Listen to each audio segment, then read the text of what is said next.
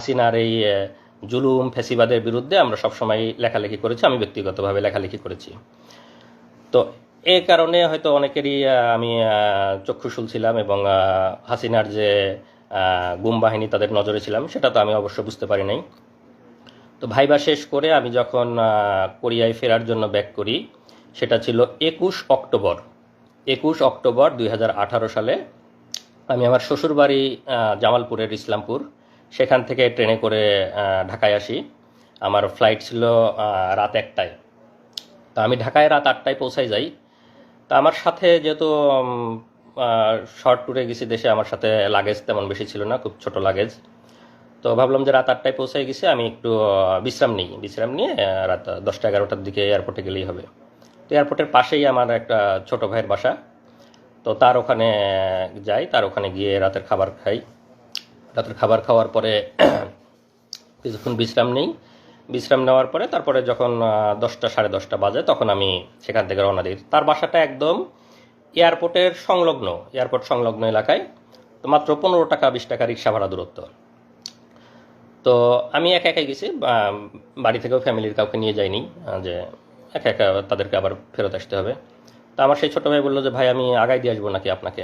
আমি বললাম থাক, এত রাতে দরকার নাই, তুমি থাকো, আমি একাই যেতে পারবো, কাছে তো আর ভারী লাগেজ টাগেজ নেই। তো আমি লাগেজ নিয়ে, যেহেতু একদম এয়ারপোর্ট সংলগ্ন, আমি রিক্সা নিয়ে এয়ারপোর্টের দিক যাই। তো আপনারা জানেন যে যারা বিদেশে থাকে, যখন দেশে যাতায়াত করে অনেকেই অনেক কিছু দেয়, প্রয়োজনীয় ডকুমেন্ট, অনেক সময় জরুরি মেডিসিন, অনেকের অনেক কিছু দিতে হয়। তো আমাকেও স্বাভাবিকভাবেই 2-1 জন বলছে যে ভাই যাওয়ার সময় আমার এরকম একজন একটা ডকুমেন্ট দিবে, একজন বই দিবে, কিছু ওষুধ নিয়ে আসতে বলছে। তো তারা এয়ারপোর্টে ওয়েট করতেছে আমার জন্য, যে আমি গেলে ওখান থেকে দিয়ে দিবে। তো আমি সেই ছোটো ভাইয়ের বাসা থেকে বের হয়ে শুধু আমার ওয়াইফকে ফোন দিছি যে আমি খাওয়া দাওয়া করছি, তো রাত অনেক হয়ে গেছে, সে গ্রামে থাকে ইসলামপুরে, তো তোমরা আর রাত জাগো না, তোমরা ঘুমাই পড়ো, আমি পৌঁছাই তোমাকে ফোন দিব ইনশাল্লাহ। এ বলে আমি আমার বন্ধুর বাসা থেকে রিক্সা নিয়ে আসছি, যেহেতু বললাম যে আমার ছোট লাগেজ, বন্ধু আসতে চাইছে, ছোট ভাইটা যেটা ছোট ভাই বন্ধু, আমি তাকে বলছি যে এত রাতে আসার দরকার নেই, তোমার আবার কষ্ট করে ব্যাক আসতে হবে, আমি একা একাই আসছি। তা আসার পরে বিমানবন্দরের সামনের যে হাইওয়ে রাস্তা, রিক্সা যেহেতু আসছি, রিক্সা তো আর ভিতরে ঢুকবে না, এয়ারপোর্টের ভিতরে ঢুকবে না, বিমানবন্দরের সামনের যে রাস্তা ওখানে আমি রিক্সা আমাকে থামাই দিছে। তো আমি রিক্সাটাকে ভাড়া দিয়ে রাস্তার এই পাশে নামাই দিছে। আমি এখন রাস্তা ক্রস করে লাগেজ নিয়ে এয়ারপোর্ট এরিয়ার মধ্যে ঢুকবো। তো যখন জাস্ট ঢুকবো, রিক্সাটা থামায় ভাড়া দিয়ে আমি রাস্তা ক্রস করতে লাগছি। তো ওরা আগে থেকেই আমাকে মানে টার্গেট করেছিল, আগে থেকেই ওখানে এসে সবাই রেডি হয়েছিল।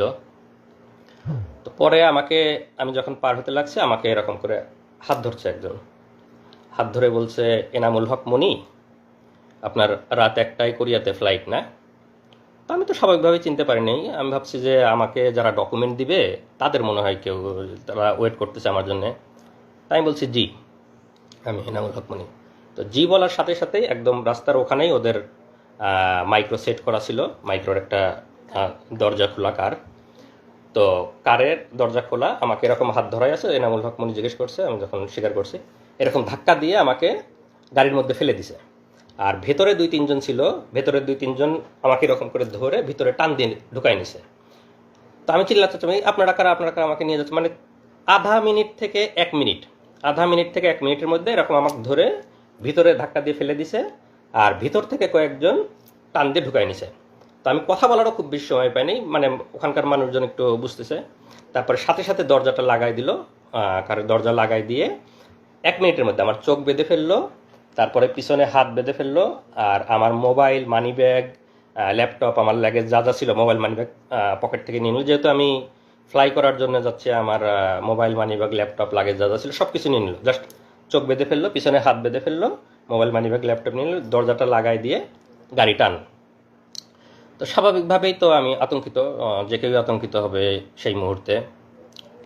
তো আমি মানে কি হয়েছে, মানে তখন আমি বুঝে উঠতেই সময় লাগতেছে যে কি হচ্ছে।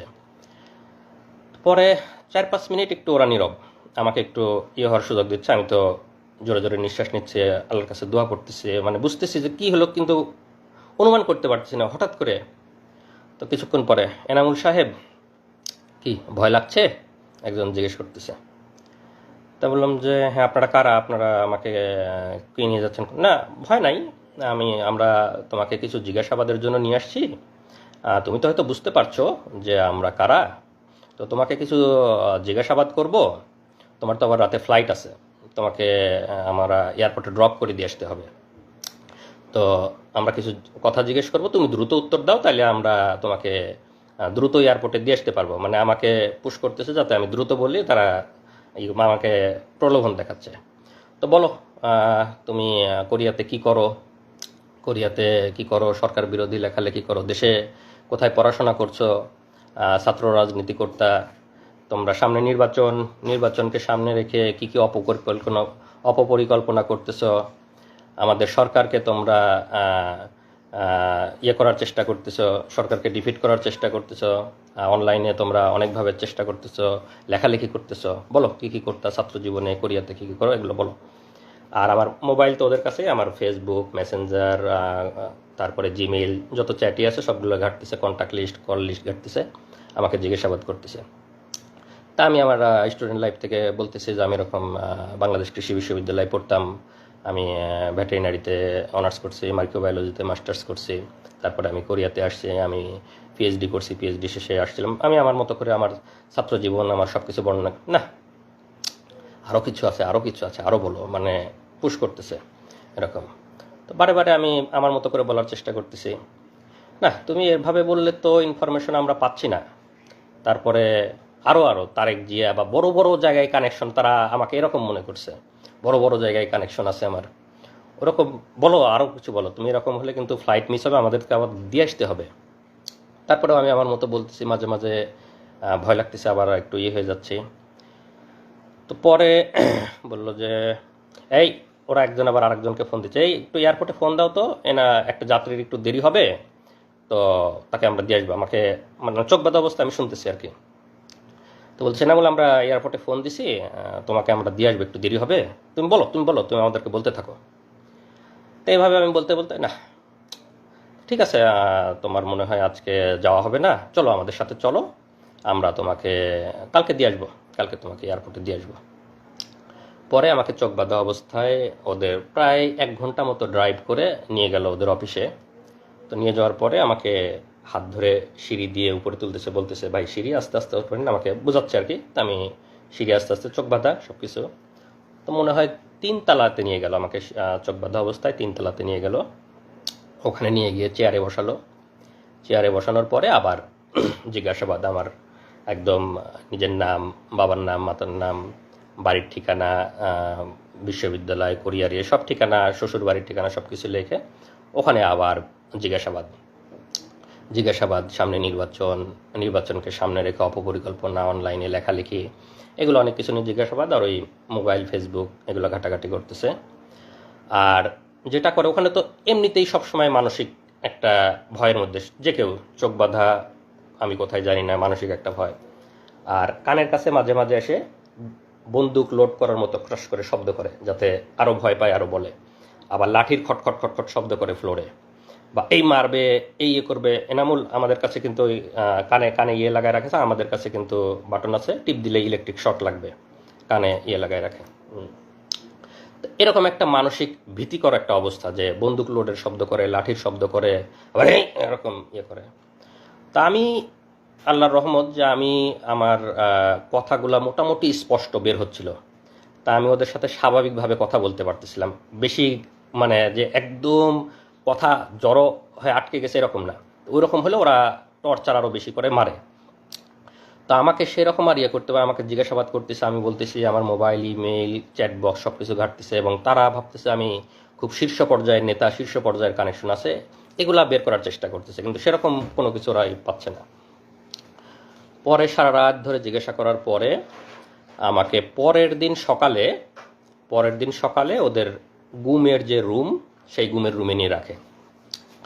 তো র্যাবের যে গুমে, আমি এখনও বলতেছি যে আমি এখনও তো র্যাব জানি না, আর একটু পরে বলবো, তারপর এই মুহূর্তে বলে রাখি র্যাব, কারণ আমার এখনও তো চোখ বাঁধা, আমি তো জানি না। তো গুমের রুমে যখন রাখলো, তো তখন ওখানে গিয়ে দেখি যে ওখানে আরও কয়েকজন বিভিন্ন জায়গা থেকে ওরা তুলে নিয়ে আসছে, গুম করে নিয়ে আসছে, তাদেরকেও রাখছে। তো আমাকে আর একজনের সাথে রাখলো, আমরা 2 জন এক রুমে। তো সাধারণত ওরা একজনকে এক রুমে রাখে, আমাকে আর একজনের সাথে রাখলো। তো আমরা দুইজন, সেই ছেলেটার বাড়ি কুমিল্লা, সে হয়তো কোনোদিন আসবে, এসে কথা বলবে আপনাদের সামনে। তো রাখার পরে আমাকে ওখানে সকালে নাস্তা দিল। তো নাস্তা তো স্বাভাবিকভাবেই খাওয়ার কোনো অবস্থা নাই। আমি আসি ওখানে মানে একদম হতভম্ব, কি হলো, আমি গতকালকে ফ্লাইট, আমি কোরিয়াতে যাব, আমার পিএইচডি এর শেষ থিসিস জমা দিতে হবে, এরকম সব চিন্তা করতেছি, একদম হতভম্ব। তো সেই ছেলেটার সাথে কথা বলতেছি, যে ছেলেটা আমার রুমে ছিল ঘুম, আর পাশের দুইটা রুমে আরও দুইজন একজন, মোট 5 জন আমরা একসাথে ঘুমছিলাম। তো এই অবস্থায় আমি খুবই তো চিন্তিত, আপনারা স্বাভাবিকভাবেই বুঝতে পারছেন আমার মানসিক অবস্থা। আমি আমার ফ্যামিলি, আমার বউ, আমার বাচ্চা তখন 2.5 বছর বয়স, সবাইকে নিয়ে চিন্তা করতেছি। তো আমার মানে আমি কোনোভাবে মানে চেষ্টা করতেছি যে আমার ফ্যামিলিকে যদি একটু জানাইতে পারতাম যে আমি অন্তত বেঁচে আছি, বা আমি তো স্বাভাবিক যে আমি যে গতকালকে কোরিয়াতে যাই নাই, আমার ফ্যামিলি কিভাবে চিন্তা করতেছে, কান্না করতেছে, সেটা তো আমি ওখান থেকে বুঝতে পারতেছি, কিন্তু আমি তো তাদের কাছে পৌঁছাইতে পারতেছি না, কোনোভাবে জানাইতে পারতেছি না। তো সামনে যারা গার্ড দেয়, তখন আমার যখন ঘুমের রুমে দিছে, রুমের মধ্যে রাখছে, তখন আমার চোখ খুলে দিছে। তো চোখ খুলে দেওয়ার পরে সামনে মানে রডের দরজা, আর সামনে আর একটা সলিড দরজা থাকে। তো রডের দরজা লাগাই দিলে সামনে যারা নিরাপত্তা কর্মী থাকে তাদের দেখা যায়, আর মানে সলিড দরজাটা লাগাই দিলে দেখা যায় না। তো ওরা রডের দরজাটা লাগাই রাখছে, সামনে যারা নিরাপত্তা রক্ষী যারা হাঁটতেছে তাদেরকে দেখা যাচ্ছে। তো আমি তাদেরকে বারে বারে বলতেছি, তারা বলছে ভাই কোথা থেকে আসছেন, এটা জিজ্ঞেস করে। আমি বললাম যে আমি এরকম কোরিয়াতে পিএইচডি করতাম, গতকালকে ফ্লাইট ছিল, আমাকে এয়ারপোর্ট থেকে তুলে নিয়ে আসছে এরকম। তারপরে আমার ওয়াইফের বর্ণনা, আমার ছোট ছেলের কথা শুনে ওরাও একটু মানে মন নরম হয়েছে, আরে আপনার একটা ছোট ছেলে আছে এরকম ইয়ে। তো ওরা একটু মানে ভদ্র এবং আমাদের প্রতি খুবই সহমর্মী। তারাই করে ভাই আল্লাহ আল্লাহ করেন, কোনো কিছু হবে না। মানে অফিসারগুলা মানে টপ লেভেলের, মানে হাসিনা বাইসে বাইসে সবগুলা অফিসার একদম সর্বোচ্চ লেভেলের শুয়োরগুলোকে বসাইছে, কিন্তু যারা লোয়ার লেভেলের তারা অনেক মানে সিম্প্যাথেটিক এবং অনেক সহমর্মী, তারা আমাদের বিষয়গুলো বোঝে, তারা অনেক সান্ত্বনা দিচ্ছে, ভাই আল্লাহ আল্লাহ করেন, ঠিক হয়ে যাবে ইনশাল্লাহ, কিছুই হবে না, এরকম বোঝানোর চেষ্টা। আমি ওদেরকে অনেক অনুরোধ করি, ভাই আমার ওয়াইফ ওদিকে কান্নাকাটি করতেছে, ভাই আমার ওরা মরে যাবে, আমি অনেক একটু ওদেরকে যদি জানাইতে পারতাম, ভাই আমার ওয়াইফ একটু জানান যে আমি অন্তত বেঁচে আছি, এইটুক জানান ভাই। অনেক কান্নাকাটি করতেছে, অনেক রিকোয়েস্ট করতেছে। তো কোনো না ভাই, আমার ওদের কাছে মোবাইল, ওদের ডিউটিরত অবস্থায় মোবাইল আনার অনুমতি নেই, ভাই আমাদের মোবাইল আনার কোনো অনুমতি নাই, আপনি এগুলো বলেন না। এরকম সকাল থেকে দুপুর পর্যন্ত চলে যাচ্ছে, তাও কোনো ইয়ে হয় না। আমি তো বারে বারে চেষ্টা করতেছি ওদেরকে রিকোয়েস্ট করে, মানে যেভাবেই হোক একটু ইয়ে করার। বারে আমার যে রুমমেট ছিল তাকে বলতেছি। পরে এক সময় একটা মানে যে গার্ড ছিল তার একটি হয়েছে, তো বলতেছে যে ভাই ঠিক আছে, আপনি কাজ করেন, আপনার নাম্বারটা আমাকে বলেন, আপনার ওয়াইফের নাম্বার, আমার তো এখন ডিউটি, আমি ডিউটি শেষ করে গিয়ে আপনার ওয়াইফকে বলার চেষ্টা করব। তো আপনি নাম্বারটা বলেন, আপনি কাউকে বলেন না, আমি আপনার ছোট ছেলে আছে, এটা শুনে আমার অনেক মায়া লাগছে, আমি আপনার ওয়াইফকে বলার চেষ্টা করি। তো আমি তাকে আমার ওয়াইফের নাম্বারটা বলি। তো সে একটু ওয়াইফের নাম্বারটা কোথাও লেখে নেয় যে আমি ডিউটি শেষ করে গিয়ে চেষ্টা করবো আপনার ওয়াইফকে। আমি অনেক অনেক কান্নাকাটি করছে, অনেক রিকোয়েস্ট করছে। তো এই পর্যায়ে আমাকে ওইখানে মানে ঘুমের যে রুম ওখানে রেখে দেয়, ওই অবস্থায় থাকি। আমাকে ওখানে 3 বেলা খাবার টাবার দেওয়া শুরু করে। তো ওরা খাবারটা স্বাভাবিক খাবার দেয়, ওদের যে অফিসার্স মেসে যে রান্নাগুলো হয় সেই রান্নাগুলা প্রতি বেলায় এসে আমাদেরকে খাবারগুলো দিয়ে যায়, স্বাভাবিক খাবার, ভালো খাবার, অফিসার্স মেসে যে রান্না হয় সেগুলোই দিয়ে যায়। তো সকাল দুপুর রাত ওভাবে খাবার দিতে থাকলো, আমাকে ঘুমের রুমে ওভাবে রেখে দিল। তো এই পর্যন্ত আমার অধ্যায়ের একটু বিরতি, এরপরে আমার আরও বর্ণনা শুরু হবে। তো এই অবস্থায় তো আমার ওয়াইফরা ওদিকে কান্নাকাটি করতেছে, ওরা ওদিকে আমাকে খোঁজাখুঁজি করতেছে, ওদের কি অবস্থা আমার ওয়াইফের কাছে আপনারা এই পর্যায়ে একটু শুনুন, তারপরে আবার আমি বলবো। আসো। আসসালামু আলাইকুম, আমি নাজনীন সুলতানা নিপা, এনামুল হক মনির ওয়াইফ। আসলে সেই দিনগুলো তো ভোলার মতো না। এখন হয়তো বর্ণনা করতে পারবো, কিন্তু সেই সময়টা কোনোভাবেই বোঝাতে পারবো না আপনাদেরকে। তো আমার হাজব্যান্ডের সাথে আমার লাস্ট কথা হলো 9:30টার দিকে, 9:23 আমার সাথে লাস্ট কথা হয়েছে। ও আমাকে বলছে যে ঘুমিয়ে পড়ো, আমি এয়ারপোর্টে কাজ শেষ করে তোমাকে কল দিব।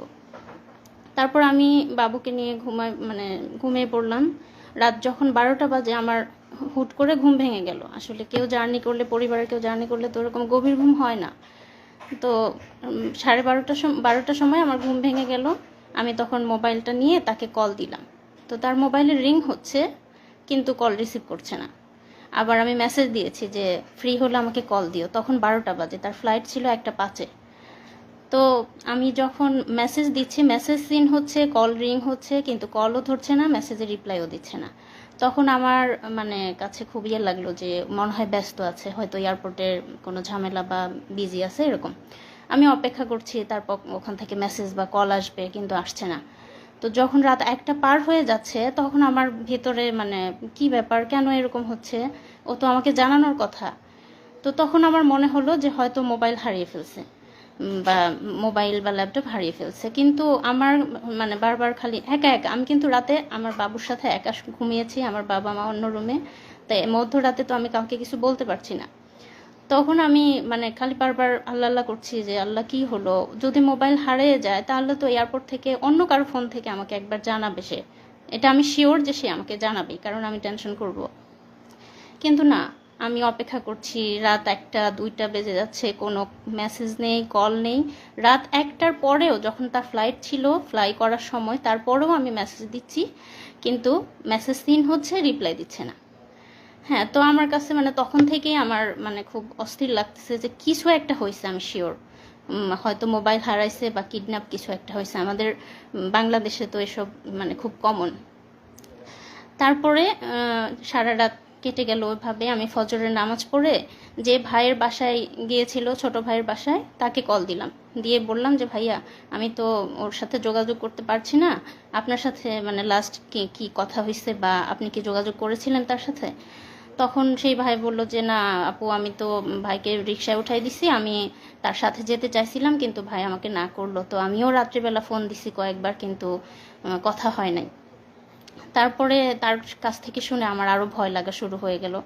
তখন আমি আমার যা বাংলাদেশ কৃষি বিশ্ববিদ্যালয়ের প্রফেসর ডক্টর মার্জিয়া রহমান, তাকে কল দিলাম, ভাবিকে কল দিয়ে বললাম যে ভাবি এরকম রাতে কোনো যোগাযোগ হয়নি, সকালবেলাও কোনো ইয়ে পাচ্ছি না।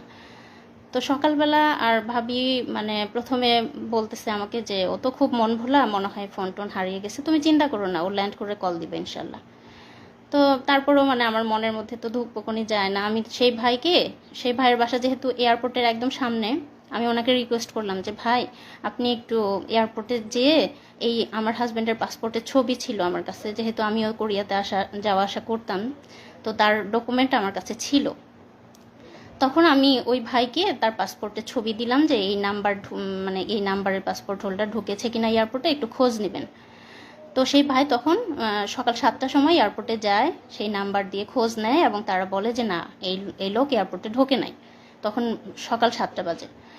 তখন হলো আমি আমার ভাবিকে আবার কল দিয়ে বললাম ভাবি এই অবস্থা, ও তো এয়ারপোর্টে ঢোকে নাই, আমি এরকম নিউজ পেলাম। তখন ভাবি বলল ঠিক আছে, আমিও তুমি ছবিটা পাঠাও পাসপোর্টের, আমিও খোঁজ নিচ্ছি, আমার অনেক স্টুডেন্ট আছে ওখানে। তারপর ভাবিও খোঁজ নিল এবং ভাবিও সেম উত্তর পেল। তারপর সবার টেনশন শুরু হয়ে গেল, তাহলে কোথায় গেল, কি হলো? তখন মানে ভাইয়া ভাবি আমি প্রথম জানাইছি আমাদের পরিবারে, আমার ভাসুর এবং যাকে, বাকিরা তো টেনশন করবে। তখন মানে ভাইয়া ভাবি তাদের মতো করে খোঁজ নিতে লাগলো এবং এরপরেও মানে কোনো খোঁজ নাই। এদিকে মানে আমি বারবার শুধু ফোন টিপতেছি, আমার বাচ্চা খাচ্ছে না, আমার স্কুলে যাওয়ার সময় হয়েছে, আমি কোনো টাইম কয়টা বাজে আমি কিছুই জানি না। আমার মা হঠাৎ করে এসে বলতেছে স্কুলে যাবে না, এখনও তো খাইলে না, কখন যাবা? তখন আমি ঘড়ি দেখি যে 9:30 বাজে। ঠিক আছে, তো পরে আমি তখন প্রথম আমার মাকে বললাম যে আমি তো সাফওয়ানের আব্বুর সাথে কোনো যোগাযোগ করতে পারছি না। আমি প্রাইমারি স্কুলে জব করতাম, আমার নিজের স্কুল, আমার এলাকার। তো তখন আমার আম্মা শুনে তো মানে তখনই চিৎকার করে একদম কান্নাকাটি শুরু করে দিছে এবং আস্তে আস্তে আমার অন্যান্য ভাসুর, আমার ভাইয়েরা যারা ঢাকায় থাকে, আমার কাজিনরা এবং আমার হাজবেন্ডের যে ফ্রেন্ডগুলোর সাথে আমার মানে যোগাযোগ করা, কি 2-1 জনের সাথে যোগাযোগ করলাম, সবাইকে তখন জানালাম যে তাকে খুঁজে পাওয়া যাচ্ছে না, তার সাথে কোনো যোগাযোগ হচ্ছে না। এবং কোরিয়াতে যারা যে ইউনিভার্সিটিতে উনি পিএইচডি করেছেন তাদেরকেও জানালাম। তখন তারাও এদিকে খোঁজ নিল। আমার হাজবেন্ডের কোরিয়াতে ল্যান্ড করার কথা ছিল সকাল 11টায়, মানে কোরিয়ান টাইম 11টায়, বাংলাদেশ টাইম হচ্ছে সকাল 8টায়। তো আমি যখন সকাল 8টা পার হয়ে গেল, তো সে ল্যান্ড করে নাই, এই খোঁজ পেলাম। এদিক কোরিয়া থেকেও মানে এয়ারপোর্টে খোঁজ নিচ্ছে তারা যে এরকম পাসপোর্ট হোল্ডার কেউ ল্যান্ড করছে কিনা। না, তারাও মানে নেগেটিভ অ্যান্সার পারলো, এবং তারপর থেকে আমরা পুরোপুরি ধরে নিলাম সে মিসিং হয়েছে, কোনোভাবে কিডন্যাপ অথবা মলম পার্টি এই টাইপের কিছু একটা হবে। আমরা কখনোই কল্পনা করি নাই যে এটা রাজনৈতিক কিছু বা মামলা মোকদ্দমা মানে এই টাইপের কিছু হবে, গুম টাইপের, আমরা কখনোই ভাবি নাই। তারপরে হ্যাঁ, সকাল তো পার হয়ে দুপুর হয়ে গেল। আমার ভাসুর ময়মনসিংহ থেকে, আমার ভাসুর প্রফেসর মাহমুদুল আলম, তিনি হচ্ছে ঢাকায় গেলেন। আমার কাজিনরা, তার ফ্রেন্ডরা সবাই যে যার মতো করে হসপিটালে, থানা, রেলওয়ে স্টেশনে, যেখানে যেখানে খোঁজা দরকার, এয়ারপোর্টের সামনে প্রত্যেকটা দোকানে দোকানে জিজ্ঞেস করেছে, ছবি দেখিয়ে জিজ্ঞেস করেছে যে এনাকে দেখছে কিনা। মানে তখন আমাদের অবস্থা এমন যে কোনো একটা অ্যাক্সিডেন্ট হয়েছে বা কিডন্যাপ কিছু একটা হয়েছে, এরকম কোনো ধরনের ক্লু, কোনো মেসেজ, কোনো কল কিছুই পাইনি আমরা। তারপর সারাটা দিন এভাবে চলে গেল, এবং বারবার টিভিতে নিউজ মানে দেখতেছি যে কোনো অজ্ঞাত লাশের খবর আসতেছে কিনা, এই টাইপের মনের মধ্যে কত চিন্তা আসতেছে বলার মতো না। তারপরে যাই হোক সারা দিন চলে গেল, কোনো খোঁজ পেলাম না। রাত পার হয়ে গেল, 22 তারিখ দিবাগত রাত, মানে রাত যখন 12টা বাজে, মানে 23 তারিখ শুরু হলো, রাত 12টার সময় আমার হাজবেন্ডের নাম্বার থেকে আমার মোবাইলে কল আসলো। আমার মোবাইলটা যেহেতু ওরা নিয়ে নিছে, আমাকে যখন কিডন্যাপ করছে, গুম করছে, তখনই তো আমার মোবাইল ল্যাপটপ নিয়ে নিছে। আমার মোবাইল তো ওদের কাছে, আমার মোবাইল থেকে ওকে কল দিছে। হ্যাঁ, আমাকে কল দেওয়ার পরে মানে তারা বলতেছে যে আপনি কি এনামুল হক মনির ওয়াইফ? আমি বললাম যে হ্যাঁ, আমরা তো তাকে খুঁজে পাচ্ছি না, এই নাম্বার আপনি কোথায় পেলেন, এই ফোন কোথায় পেলেন? তখন সেই পুলিশ, মানে আমরা তো জানতাম না পুলিশ, মানে ওপর পাশ থেকে আমাকে বলছে যে বুঝতেই তো পারছেন আমরা, মানে ও আমাদের কাছে আছে, আমরা হচ্ছে মানে ওকে কিডন্যাপ করেছি, তো আমি যেভাবে যেভাবে বলবো আপনি সেভাবে কাজ করেন, তাহলে আমরা ওকে ভালো মানে ছেড়ে দিব, তার কোনো ক্ষতি হবে না, কিছু হবে না। আমি আর জাস্ট আপনাদের একটু কল রেকর্ডটা শুনে, আমি সেই সময় মানে সে ওই সময় মনে করছে যে কিডন্যাপার, তো কিডন্যাপার যেহেতু, তাহলে তো কিডন্যাপারের কথা পুলিশকে বলতে হবে, তো পুলিশকে বলার জন্য ও ওই সময় কলটা রেকর্ড করছে, যে পরে পুলিশের কাছে যা সকালে বলবে যে আমার হাজবেন্ডকে কিডন্যাপাররা কিডন্যাপ করছে, এই যে আপনাদের কল রেকর্ড, সেই হিসাবে কল রেকর্ড করছে। তো সেই কথাটা কি ছিল আপনারা শোনেন, ওর কল রেকর্ডটা আছে, কল রেকর্ডটা আমরা এখন লাইভের এখানেই প্লে করে দিচ্ছি। ঢাকায় না, আমি জামালপুর। আচ্ছা, জামালপুর থাকেন, সমস্যা নাই। জি। তো এখন এনামুলকে আমরা ছাড়ার ব্যাপারে ফোন করছি, ঠিক আছে? ঘটনা কি সেটা এখন জানার দরকার নাই। ঘটনা এনামুল বাসায় গেলে, বাড়িতে গেলে তারপরে বলবে। আচ্ছা, এখন কিছু বলতে পারবো না আমরা, ঠিক আছে? ও ভালো আছে তো ভাইয়া? ভালো না থাকলে কি আমরা যোগাযোগ করতাম? জি জি জি, হ্যাঁ ঠিক আছে। আমি একটু কথা বলতে চাই ভাইয়া, একটু খালি খালি মোর মুখটা খালি শুন ভাইয়া, আমি মরে যাচ্ছি একদম, একটু কথা বলতে দিবেন ভাই? আপনি কি যোগাযোগ করছি দেখে কি এত যোগাযোগ না করলে ভালো হতো মনে হয় না? আচ্ছা আচ্ছা, না ঠিক আছে, আপনি যা বলবেন তাই শুনবো, আপনি বলেন। সুস্থভাবে কথা বলেন, আপনাকে বলছি না শক্ত হয়ে কথা বলেন, কোনো উচ্ছৃঙ্খলার কোনো কিছু দরকার নাই। জি আচ্ছা ঠিক আছে ভাইয়া। এখন কথা হচ্ছে, আপনি আপনার ভাই ব্রাদার, ওনার ভাই ব্রাদার কাউকে কিছু বলতে পারবেন না, যেহেতু আপনি কথা বলছেন। হ্যাঁ। আমরা সবার সাথে কথা বলতে পারবো না, কথা একজনের সাথে বলবো। জি। আর আপনি কাউকে কিছু বলার দরকার নাই যদি এনামুলকে পাওয়ার ইচ্ছা থাকে। আচ্ছা, বলবো না আমি কাউকে। কারণ কে কোন দিক দিয়ে কি সমস্যা করে সেটা বলা যায় না, ঠিক আচ্ছা, আছে? জি বলবো না ভাইয়া। এখন আপনাদের দরকার এনামুলকে সুস্থভাবে পাওয়ার, আমরা বুঝি এটা। জি।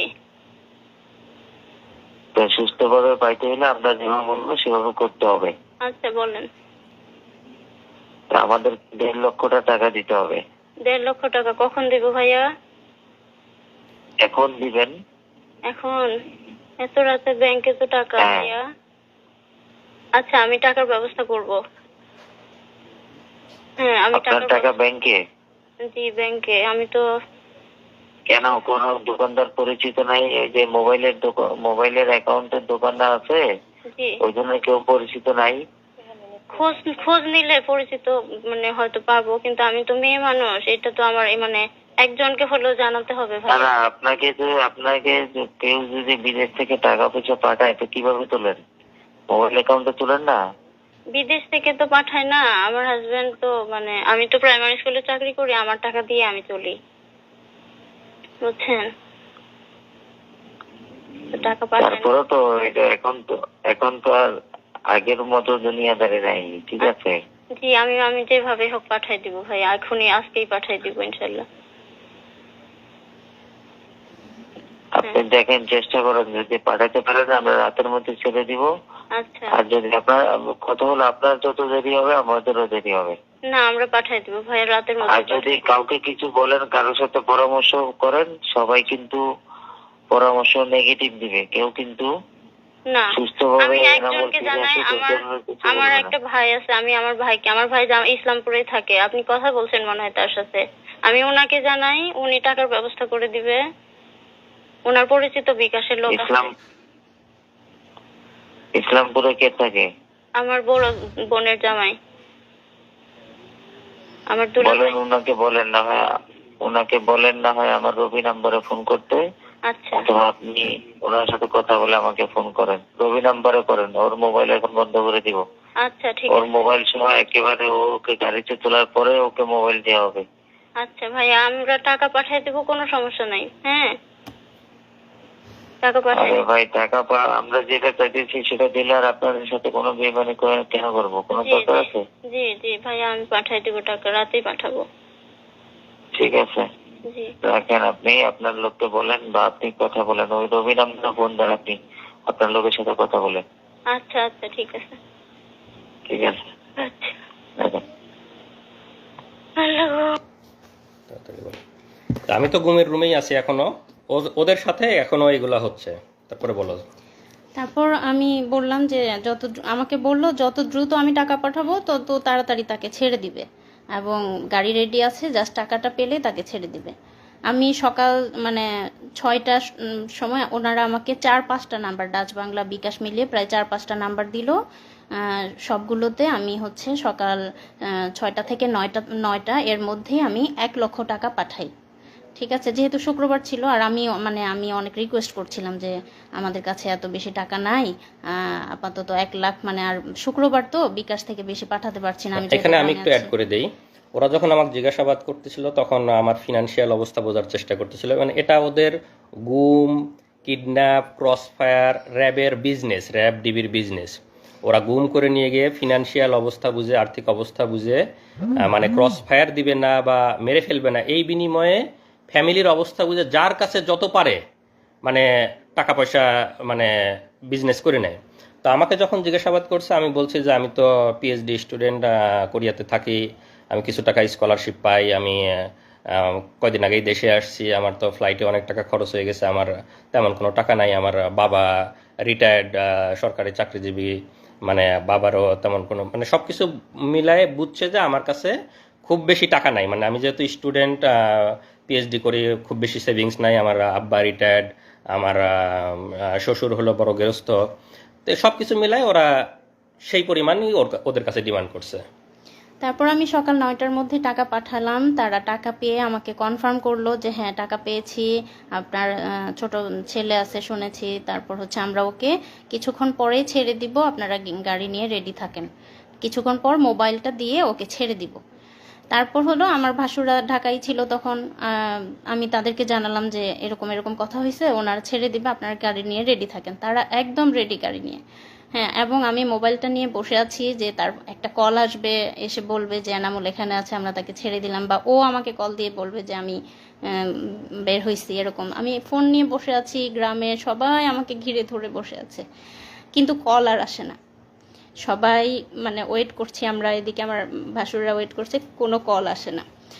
একদম 9টা, 10টা, 11টা বেজে গেল, কোনো কল আসলো না। তখন আমরা বুঝে গেলাম যে এটা মানে আমাদের সাথে ধোঁকা দিয়েছে।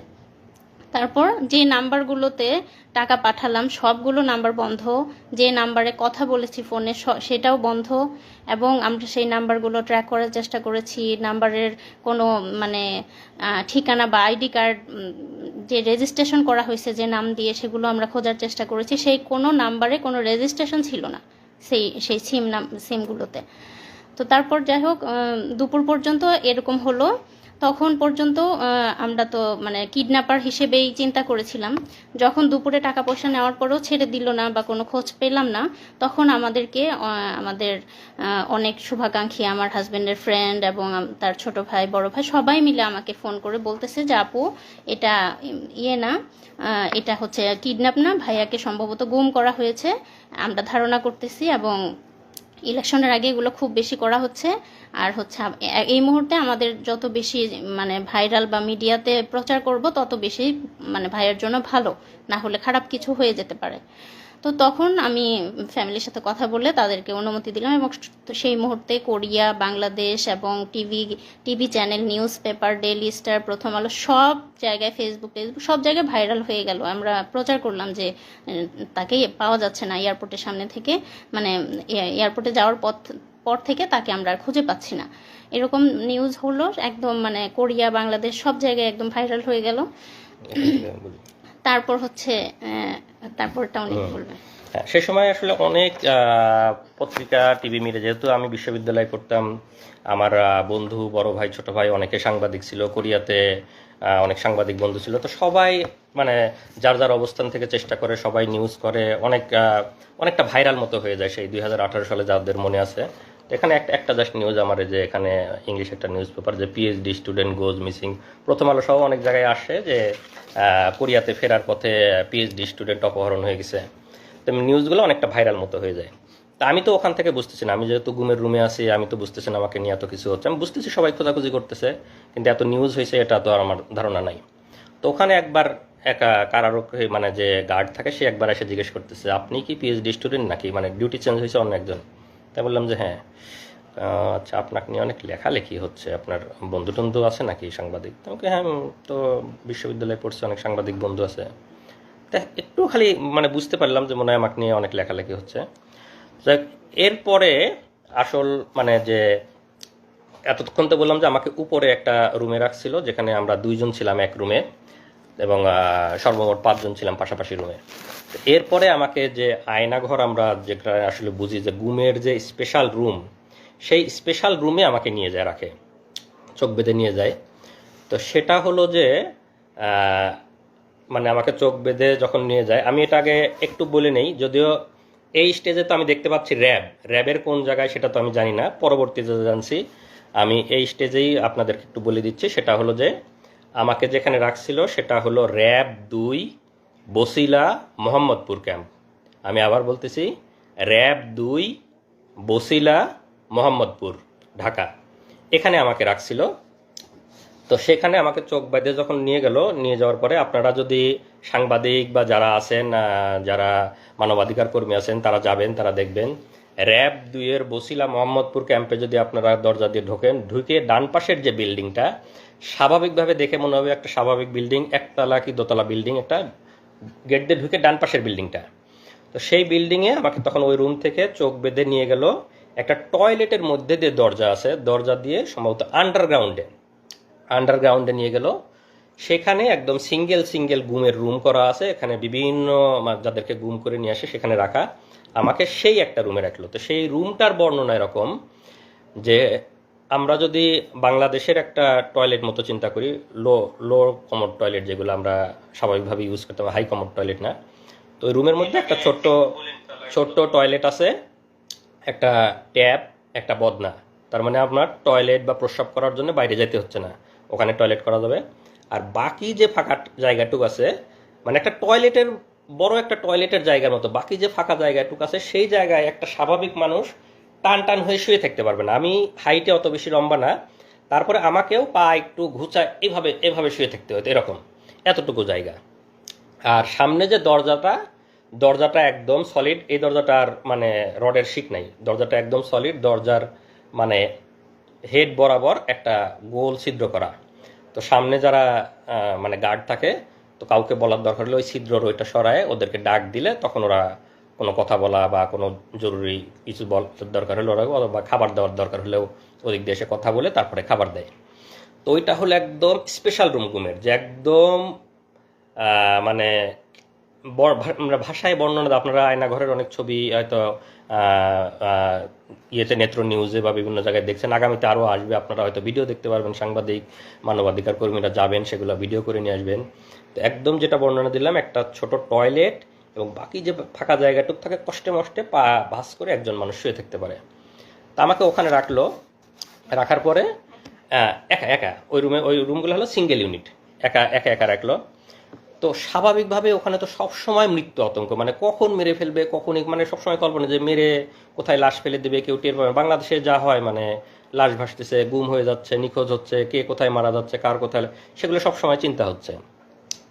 তো পরের দিন রাতের বেলা আমাকে আবার ওই গুমের ওই যে সিঙ্গেল রুম, আয়নাঘরের যে সিঙ্গেল রুম, সেই রুম থেকে নিয়ে আবার অফিসারদের রুমে নিয়ে যায়। অফিসারদের রুমে যখন যাবে সবসময় চোখ বাঁধা, গুমের রুমে থাকা অবস্থায় চোখ খোলা রাখে। অফিসারদের রুমে যাওয়ার সময় সবসময় চোখ বাঁধা, কারণ কে জিজ্ঞাসাবাদ করতেছে, কে অফিসার, কে কি, কোনো কিছু বোঝার সুযোগ নাই। তারা বাংলাদেশি না ভিনদেশি তাও বোঝার সুযোগ নাই। এবং আমার কাছে যথেষ্ট সন্দেহ হয়েছে যে তাদের মধ্যে কিছু ভারতীয় মানে বা এদের থাকতে পারে, এবং এদের জিজ্ঞাসাবাদ, এদের টেকনোলজি, মোবাইল সার্চিং, এগুলো এত ইন্টেলেকচুয়াল, এত দক্ষ, আমার কাছে মনে হয় না যে বাংলাদেশিরা এত দক্ষ হতে পারে। তাদের মধ্যে দুই একজন মানে ভারতীয় রয়ের গুপ্তচর থাকা অসম্ভব কিছু না, আমার কাছে মনে হয়েছে। কলকাতার হ্যাঁ, বা এবং ভাষাটাও সবসময় একদম পিওর বাংলা মনে হয় নাই, কয়েকজন কথা বলতেছিল। যাই হোক, যেটা বললাম যে মানে অফিসারদেরকে আমরা যেহেতু দেখতে পাচ্ছি না, তাদের বর্ণনা দেওয়ার তো সুযোগ নেই এই স্টেজে। তো সেখানে এরা রাতভর আবার আমাকে জিজ্ঞাসাবাদ করে, এবং সেদিন মানে ফিজিক্যাল টর্চার করে নাই, ভয়াবহ মানসিক টর্চার করছে। যেটা বললাম যে বন্দুকের গুলির শব্দ, লাঠির শব্দ, মানে কানে ইলেকট্রিক শক দেওয়ার মতো শব্দ, ভয়াবহ মানসিক টর্চার করে। এবং আমাকে প্রায় হয়তো আনুমানিক রাত 12টার দিকে আবার এনে গুমের রুমে রেখে দেয়।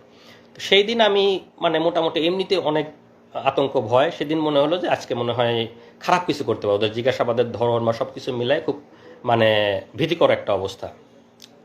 তো এসে কোনো মতো শুয়ে আছে, ঘুমাই না, ঘুম তো আসার কোনো সুযোগই নাই ওখানে। তো যে অবস্থা, হয়তো ক্লান্ত হয়ে গেলে চোখটা একটু বুঝে আসে। তা আমাকে শেষ রাতের দিকে, রাত 4:30 বাজে, তখন আবার এসে দরজায় মানে র্যাবের একজন নক করছে, ভাই আপনি আসেন, আপনাকে নিয়ে দ্রুত অপারেশনে যাইতে হবে।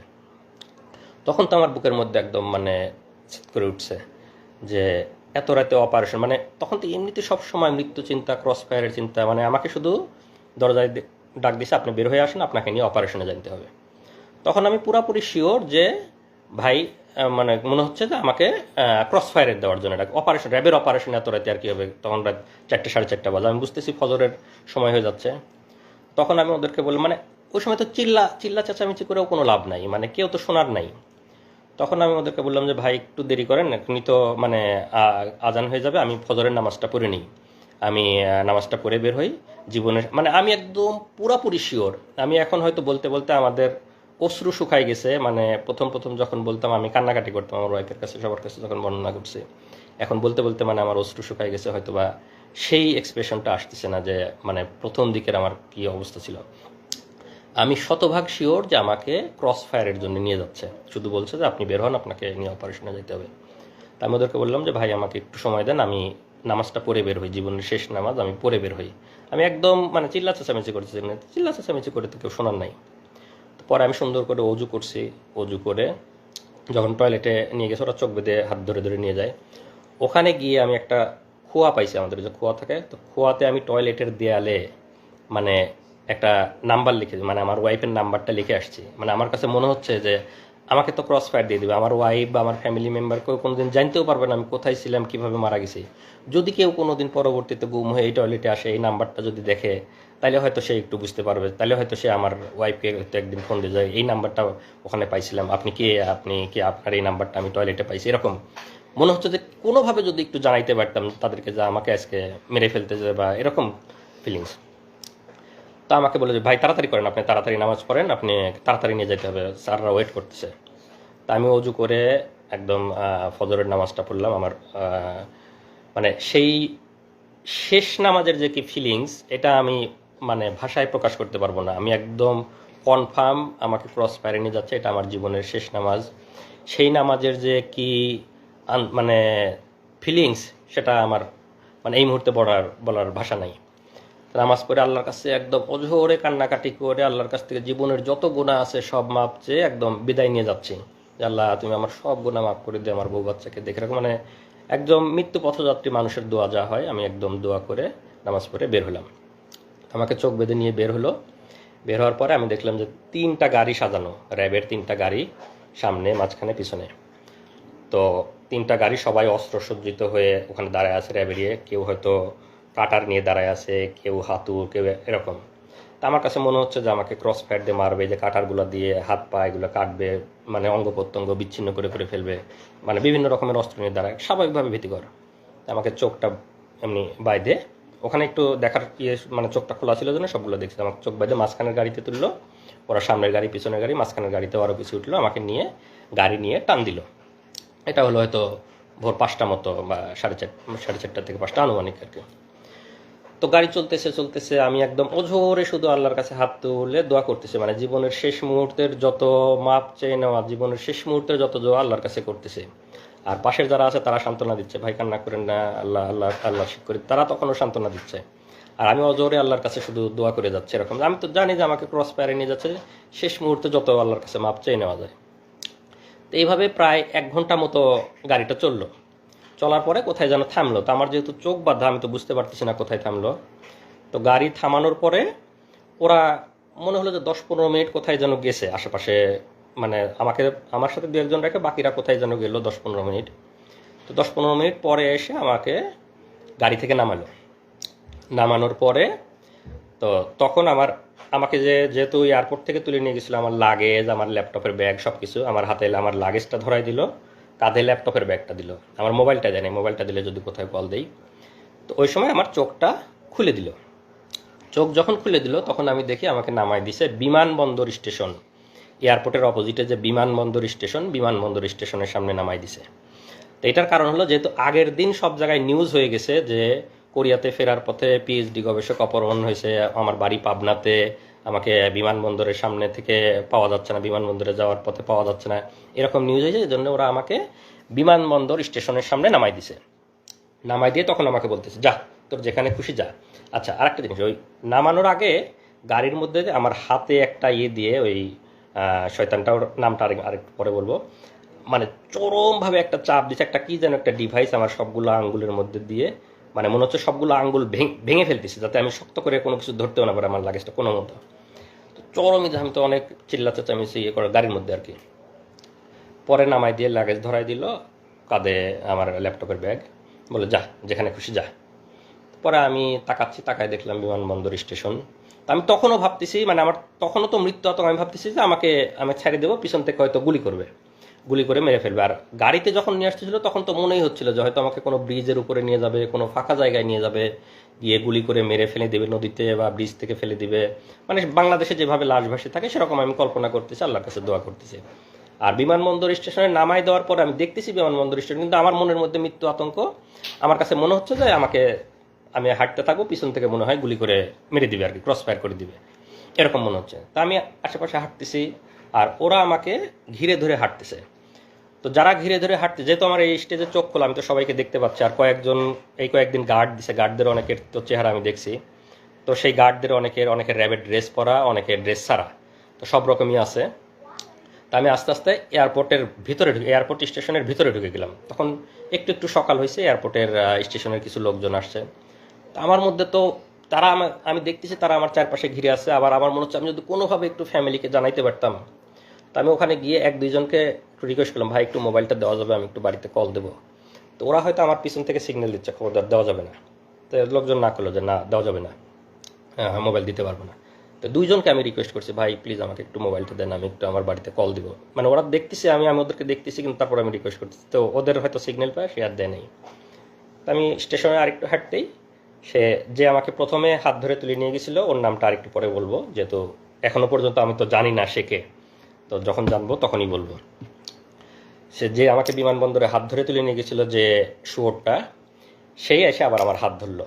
হাত ধরে বলতেছে, এই আপনার নামে গোপন রিপোর্ট আছে, আপনারা সরকার বিরোধী লেখালেখি করেন, আপনারা সামনে নির্বাচনকে সামনে রেখে অপপরিকল্পনা করতেছেন।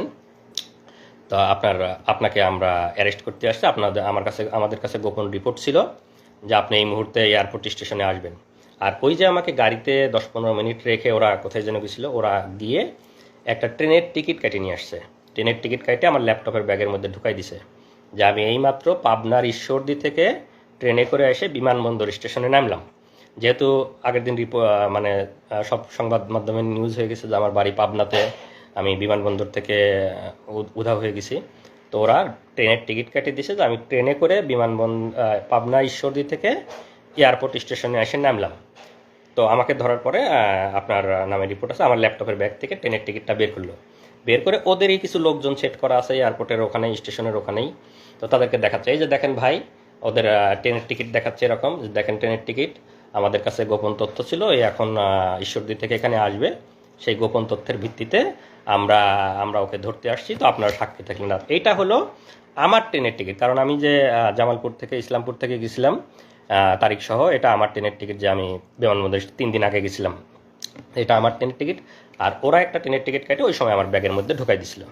তো ঢোকাই দিয়ে লোকজনকে দেখালো যে ট্রেনের টিকিট আপনারা সাক্ষী থাকলেন, ও এখন ঈশ্বরদী থেকে আসছে, এই সময় আমরা ওকে ধরে নিয়ে যাচ্ছি। তো কয়েকজন সাক্ষী রাখতে হয় ওখানে, ওদেরই 2-1 পানের দোকানদার বা আশেপাশে যারা, এই যে আপনাদের নাম দাম লিখে নিয়ে গেলাম, আপনারা সাক্ষী। হ্যাঁ, সাবিনা কনফেকশনারি, বিমানবন্দর স্টেশনে একটা সাবিনা এখনো আছে কিনা জানি না। তো ওইখান থেকে আমাকে ওদের 2-1 সাক্ষী লিখিত রাখলো।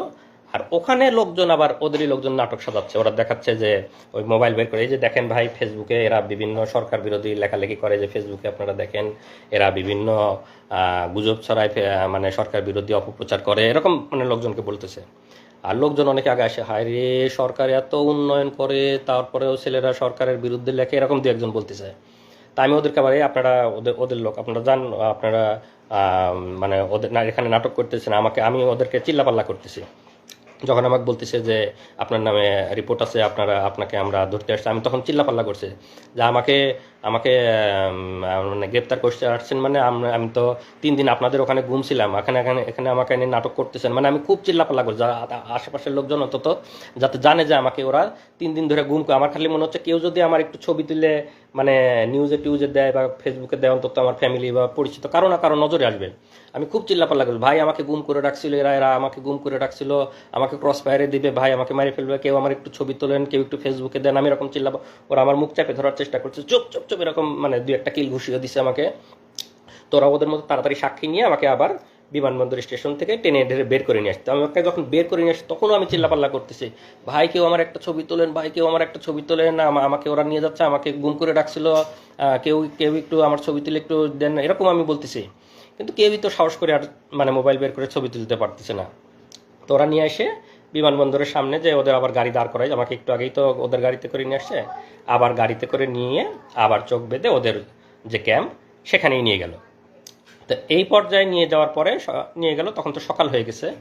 তো ওখানে যাওয়ার পরে কিছুক্ষণ পরে আমাকে এই প্রথম অফিসারটা তার রুমে নিয়ে গেল, আমাকে ডাক দিয়ে নিয়ে গেল যে আমার সাথে এখন তো যেহেতু মানে হয়ে গেছে, ওখানে নিয়ে যাওয়ার পরে ওরা আবার আমি তো জানি না সংবাদ সম্মেলন, যেহেতু আমি ওদের ওখানে আছি, ওরা জানে, ওরা বলবে যে এই সময় আপনারা জানেন সবাই যে সংবাদ সম্মেলন করলো। ওরা সংবাদ সম্মেলন ডাকে, সব সাংবাদিক ডাকে, সব ওদের, যেহেতু তখন তো দালাল মিডিয়া ছিল, এখন ইনশাল্লাহ মিডিয়া সত্য কথা বলবেন, আপনারা সত্য কথা লিখবেন। তো মিডিয়াতে প্রচার করলো যে সেই কথিত পিএইচডি গবেষক, সে আসলে কোরিয়াতে কোনো পিএইচডি করতো না, তারা সরকার বিরোধী অপপ্রচার করত, সরকার বিরোধী লেখালেখি করত, সে গোপনে আজকে কোরিয়াতে পালাই যেতে লাগছিল, আমরা গোপন তথ্যের ভিত্তিতে বিমানবন্দর স্টেশন থেকে তাকে গ্রেপ্তার করে নিয়ে আসছি। তো এরকম সরকার মানে তাদের মতো করে সাজায় তারা সংবাদ সম্মেলন করে বিভিন্ন মিডিয়াতে দিয়ে দেওয়ার পরে ওখানে আমি তো এগুলো জানি, যেহেতু আমাকে ওখানে রাখছে, তারপরে আমাকে অফিসারটা তার রুমে ডাকলো চোখ খোলা অবস্থা, এই প্রথম। তো তখন যখন আমাকে ডাকছে তখন আমি প্রথমবারের মতো তার মানে রুমে ঢোকার আগে তার নেম প্লেটটা একবার দেখে গেছি যে কে। পরে তো ভিতরে ঢুকে তার সাথে আমার নাম ধাম ইয়েটাগুলো, যে তোমার নামে এখন মামলা দেওয়া হবে, আমরা তোমার নামে ডিজিটাল নিরাপত্তার মামলা দিয়ে তোমাকে করে দিবে, এরকম বলতেছে আর কি। তো যেহেতু নেম প্লেটটা দেখে গেছে, এই সময় আমি বলতেছি যে এই শুয়োরটা হলো আমাকে গুম করা থেকে শুরু করে সব কিছু নিজে হাতে করছে, এবং আমরা বসিলা মোহাম্মদপুর ক্যাম্পে যে 5 জন ছিলাম, 5 জনকে সে নিজে হাতে গুম করছে, এবং পরবর্তীতে আমি জেলে ছিলাম। জেলে থাকা অবস্থায় অনেকের সাথে কথা হয়েছে, তাদেরকেও সে গুম করছে। তা আমি তার ছবিটা আমার কমেন্টে দিয়ে দিব আপনাদের ইয়েতে, তার বিস্তারিত। তার নাম হলো মহিউদ্দিন ফারুকী 2018 সালে র্যাব 2 বসিলা মোহাম্মদপুরে সে ছিল কোম্পানি কমান্ডার। পরবর্তীতে সে ওখান থেকে চলে যায় হলো পুলিশ সদর দপ্তরের সাপ্লাই শাখার এআইজি ছিল। এতটুকু পর্যন্ত তার ইনফরমেশন আমি জানি। এটা হলো মহিউদ্দিন ফারুকীর ছবি। আমরা জাস্ট ছবিটা আপনাদেরকে দেখাচ্ছি, আমি পরবর্তীতে আমার কমেন্টে দিয়ে দেবো বিস্তারিত। এইটা হলো সেই মহিউদ্দিন ফারুকী। এই শোর আমাকে গুম করছে এবং আমার সাথে যারা 5 জন ছিল তাদেরকে নিজ হাতে গুম করছে। মহিউদ্দিন ফারুকী 2018 সালে র্যাব 2 এর কোম্পানি কমান্ডার, পরবর্তীতে পুলিশ সদর দপ্তরে সাপ্লাই শাখার এআইজি ছিল। আপনারা এর লিখে রাখবেন এবং এর ব্যাপারে আপনারা অবশ্যই তো অ্যাকশন নেবেন যারা মানবাধিকার কর্মী এবং যারা আছেন আইন শৃঙ্খলা রক্ষাকারী বাহিনী। তো আমাকে ওই সময় একবার জিজ্ঞাসাবাদ যেহেতু করে, আমি ওর নেম প্লেটে দেখে গেছি। তো পরবর্তীতে ওখান থেকে আমাকে ওখানেই রেখে দেয়, এদিকে সংবাদ সম্মেলন টিয়ে করে আর কি। আর এর ব্যাপারে আরেকটু বলে রাখি, মহিউদ্দিন ফারুকী এরা তো হলো যে আমাদের নামে বিভিন্ন রকম অপবাদ দিয়ে আমাদেরকে মানে কালার করার বা আমাদেরকে অপমানিত করার চেষ্টা করেছে।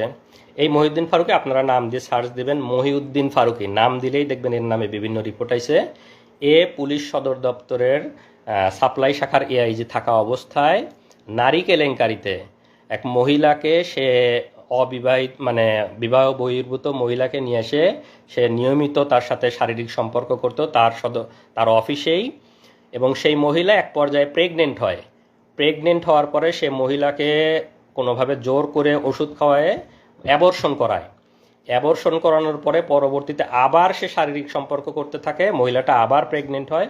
পরবর্তীতে যখন সে আবার জোর করে অ্যাবর্শন করাতে যায় তখন মহিলাটাও কোনোভাবে, উনি হয়তো আমার এই লাইভ যদি কোনোভাবে শুনে থাকে, মহিলাটাও কোনোভাবে হয়তো কোনো পাওয়ারফুল কারো মানে পরিচিত, সে তখন সেটা মানে মামলা করে তার নামে এবং সংবাদ সম্মেলন এটে করে। এই মানে শোরের নামে আপনারা সার্চ দিলেই পাবেন মহিউদ্দিন ফারুকী ভ্রূণ হত্যা মামলা, তার নামে 2টা না 3টা মামলা হয়েছে এবং সে তখন সাময়িক বরখাস্ত র্যাব সদর দপ্তর মানে পুলিশ সদর দপ্তর সাপ্লাই শাখার এআইজি থাকা অবস্থায় তখন থেকেই সে সাময়িক বরখাস্ত। এগুলো হলো এদের চরিত্র। এরা হলো এরকম মানে বিবাহ বহির্ভূত এরকম মানে ব্যভিচার এগুলা নিয়ে থাকে এবং তারা আমাদের নামে বিভিন্ন রকম অপবাদ দেওয়ার চেষ্টা করে এবং তখন থেকেই মানে সাময়িক বরখাস্ত অবস্থায় আছে। এগুলো হলো এদের বাস্তব চরিত্র। তো ওখান থেকে তারপরে আমাকে যখন ওখানে রাখে, সংবাদ সম্মেলন করার পরে আমাকে নিয়ে পেপার পত্রিকায় ওদের মতো করে ভুয়া রিপোর্ট দেয়। এবং ওই দিন রাতে আমি যেহেতু বিমানবন্দরে চিল্লা চেঁচামেচি করছি যে আমাকে ওরা গুম করে রাখছিল, আমাকে কেউ ছবি তোলেন, কেউ আমার একটা ছবি তুলে রাখেন, আমাকে এরকম বলছি। তো তখন ওই দিন রাতে ওরা এইটা বুঝতে পারছে যে আমি লোকজনকে বলে দেওয়ার চেষ্টা করছি, ওদেরকে ধরা খাওয়ানোর চেষ্টা করছি। তো ওই দিন রাতে আমাকে ভয়ানক টর্চার করছে, শারীরিক টর্চার, যে তুই খুব চালাক না, তুই আমাদেরকে ধরাই দেওয়ার চেষ্টা করছিস যাতে আমরা ধরা পড়ে যাই, আমরা তোকে গুম করছি, এরকম চিল্লা চেঁচামেচি মানে অনেক অকথ্য ভাষায় গালিগালাজ করছে এবং ওই দিন রাতে আমাকে টর্চার করছে। তো টর্চারটা এরকম, রাতের বেলা আমি বলি আসলে, ওই দিন রাতে আমাকে চোখ বেঁধে ওদের আবার রুমে নিয়ে যায়, মানে দিনে চোখ খোলা ছিল, রাতের বেলা চোখ বাঁধা অবস্থায় আবার রুমে নিয়ে যায়। রুমে নিয়ে গিয়ে আমার এভাবে 2 হাতটা এরকম বাঁধে, এখানে হাত বাঁধে, আমার 2 পা বাঁধে, 2 পা এবং 2 হাত বাঁধে। আমার এই হাতের মধ্যে দিয়ে এই দিক দিয়ে একটা বাঁশ মতো ঢুকাই, আমি তো চোখ বাঁধা দেখতে পাচ্ছি না, বাঁশ মতো এরকম আড়াআড়ি ঢুকাই দেয় এবং আমার পায়ের উপরে এখানেও আড়াআড়ি একটা বাঁশ মতো রেখে দেয়। তো 2টা বাঁশ, আমার পায়ের 2 পায়ের উপর আড়াআড়ি একটা, আমার হাতের উপর আড়াআড়ি একটা। আর এই 2 বাঁশের উপরে মানে এই বাঁশের উপরে 2-4 জন, ওই বাঁশের উপরে 2-4 জন এরকম দাঁড়ায়, মানে রুটি বলার মতো, যেরকম মানে আমরা যেরকম বেলন দিয়ে রুটি বলি এইরকম একদম চাপ দিয়ে এরকম বলতেছে। আমি তো চিল্লাই করছি। যখন চিল্লাচ্ছি তখন আমার মুখের মধ্যে গামছা গুঁজে দিছে যাতে মানে চিৎকার বাইরে না যায়, আমার মুখের মধ্যে চিল্লাচ্ছে। পরে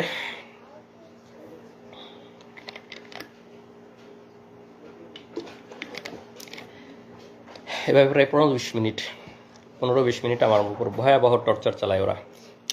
এখনো দাগ আছে। মহিউদ্দিন এই সেই গেঞ্জি, বলতে ভুলে গেছি, এই সেই গেঞ্জি যে গেঞ্জি পরা অবস্থায় আমাকে তুলে নিয়ে গেছিলো, এই গেঞ্জি পরা অবস্থায় ছিলাম, এই গেঞ্জি পরা অবস্থায় আমাকে ওই টর্চার করে, রক্ত এবং ময়লা মিশ্রিত সেই গেঞ্জি। পিঠে দাগ আছে। আমরা 5 বছর সেই গেঞ্জিটা যত্ন করে তুলে রাখছিলাম আজকের দিনের জন্য, যে আজকের এই দিনে আমরা এই গেঞ্জিটা পরে আপনাদের সামনে বলবো।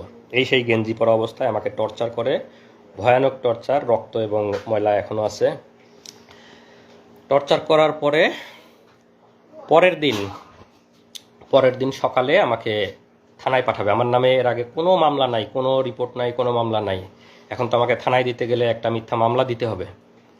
তখন পরের দিন সকালে ওরা একটা ভুয়া ডিজিটাল নিরাপত্তা, আপনারা জানেন যে ডিজিটাল নিরাপত্তা আইনের অবস্থা, আমরা সবাই এই আইনের যে কালো দিক, সেদিকের শিকার মানবাধিকার কর্মীরা, সাংবাদিকরা, আমরা যারা বাক স্বাধীনতায় বিশেষ করে আমরা সবাই শিকার। তা আমার নামে ভুয়া ডিজিটাল নিরাপত্তা আইনে একটা মামলা দেয়।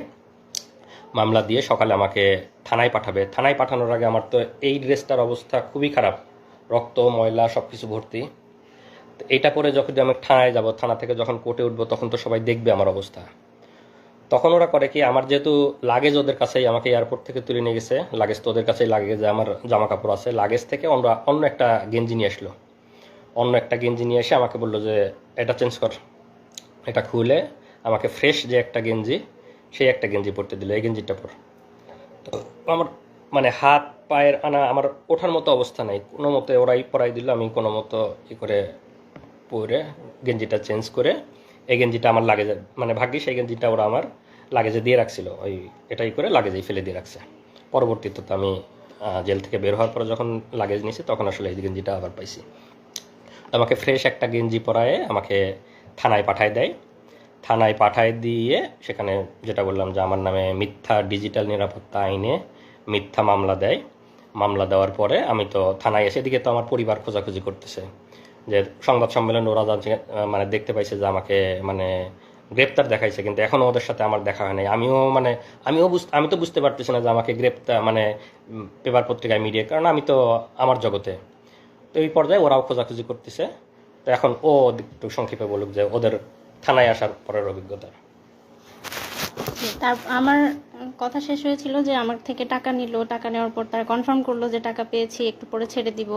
তো আমরা ওয়েট করছি, আর কোনো খবর নাই। এরপরে যখন অনেক বেশি ভাইরাল হলো, তারপর হচ্ছে আমার কাছে ওই যে আমার হাজবেন্ড বললো না যে যারা গার্ড দিচ্ছিল তাদেরকে অনেক রিকোয়েস্ট করছে, তো সেখানকার একজন আমাকে কল দিয়ে বলছে যে আমি আপনার হাজবেন্ডের ব্যাপারে জানি, উনি ভালো আছে, উনি মারা যায় নাই, উনি ঠিক আছে, আপনারা চিন্তা করিয়েন না। তো আপনারা যে এত একদম ভাইরাল করে ফেলতেছেন, ম্যাসাকার করতেছেন, এই সেই করতেছেন, এগুলা কইরেন না, যত করবেন তত ক্ষতি হবে, এরকম করে আমাকে বলছে। তো তারপর আমি বললাম আমাকে তো কিডন্যাপের কথা বলে টাকা নিছে, তো এগুলা কারা তাহলে? পরে বলে তাই নাকি, টাকা নিছে, আপনারা টাকা দিছেন কেন?